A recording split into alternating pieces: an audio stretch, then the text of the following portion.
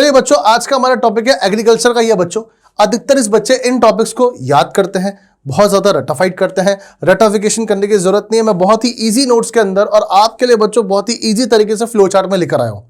चलिए, land reforms का मतलब क्या है? लैंड रिफॉर्म्स का मतलब है चेंज इन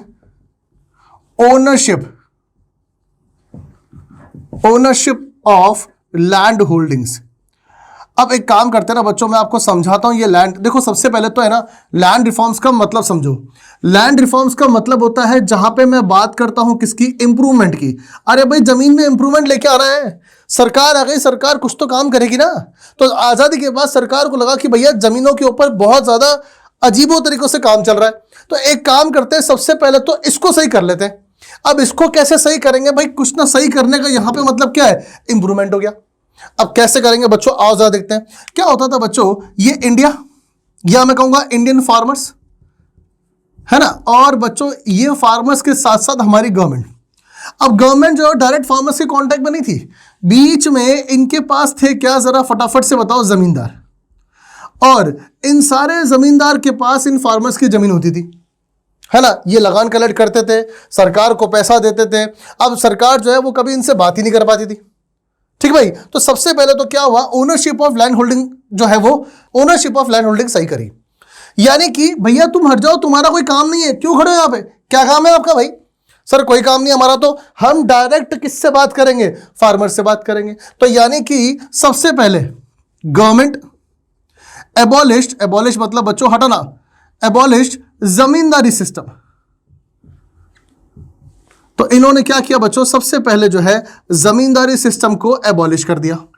चलो भाई, जैसे ही जमींदारी सिस्टम एबॉलिश हुआ, क्या होगा जरा फटाफट से बताओ। सर इसका मतलब जैसे ही जमींदारी सिस्टम खत्म हुआ, अब सरकार से डायरेक्ट बात की जा सकती है। आपको जान के बड़ी हैरानी होगी बच्चों, क्या ये जो फार्मर्स है ना, करीब करीब 200 लाख टेनेंट, यानी कि बच्चों 200 लाख फार्मर्स जो सीधा कॉन्टैक्ट में आ गए किसके? गवर्नमेंट के। बहुत बड़ा एमसीक्यू क्वेश्चन बन जाता है इसके ऊपर। तो चलिए यहां लिख देता हूं, क्या ड्यू टू दिस, यानी कि जब एबॉलिश किया 200 lakh tenant came into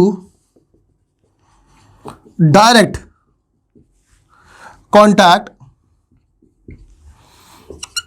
with government, यानी कि सरकार के डायरेक्ट कांटेक्ट में आ गए। अरे भाई, सरकार को जो भी बेनिफिट्स देने होंगे वो फार्मर्स को डायरेक्ट देगी। नहीं तो पहले क्या होता था, गवर्नमेंट जमींदार को बोलती थी, जमींदार फार्मर्स को बोलता था, बीच में बेटा अपना कमीशन खा लेता था। लेकिन अब ऐसा नहीं होगा, अब डायरेक्ट फायदा किसको मिलेगा? फार्मर्स को मिलेगा। ठीक है ना। अच्छा, ये क्यों किया सर? लैंड रिफॉर्म्स बच्चों, एलआर मतलब रिफॉर्म्स हो गया, इज डन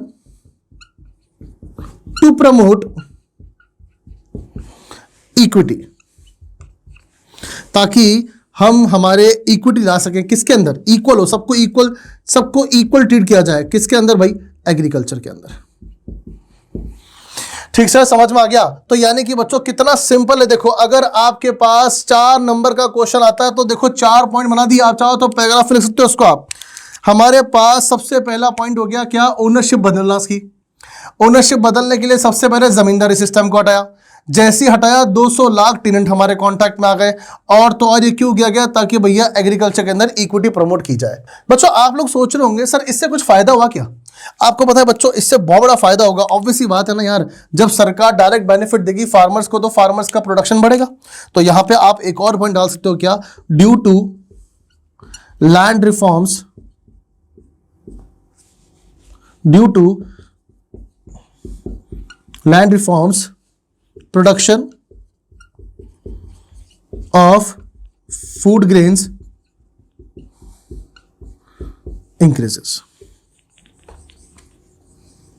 ये लो भैया, तो यहां पे बच्चों कंप्लीट होता है आपका क्या? Point number 5। और आपके पास 4 नंबर का क्वेश्चन आएगा, लेकिन मैंने आपको 5 पॉइंट लिखवा दिए। क्लियर है बच्चों? आप प्लीज इसको फटाफट से नोट डाउन कीजिएगा। मुझे पता है आप लोगों को लग रहा होगा सर ये तो बहुत ही आसान है, मैंने तो कहा ही था। बच्चों मेरे साथ पढ़ोगे तो हर चीज आसान लगेगी आपको। आप लोग बच्चों पढ़ने का तरीका बदलिए। आप लोग क्या करते हो? आप लोग देखते हो यूट्यूब में कई सारे बच्चों लेक्चरर्स जो होते हैं, नो डाउट सब अच्छा पढ़ाते हैं, लेकिन सब लोग जो है वो पिक्चर्स दिखा के पढ़ाते हैं। अरे भाई वो तो बुक में भी दे रखी है। मैं आपको यहाँ पे याद करने के साथ साथ पूरा आपको आंसर दे रहा हूँ ताकि आपको समझ में आ कि अच्छा यार कितना आसान था, अब समझ में आ गया है ना। आपके नोट्स भी हाथों हाथ तैयार हो गए बच्चों। क्लियर है बच्चों, फटाफट से इसको लिख दिए।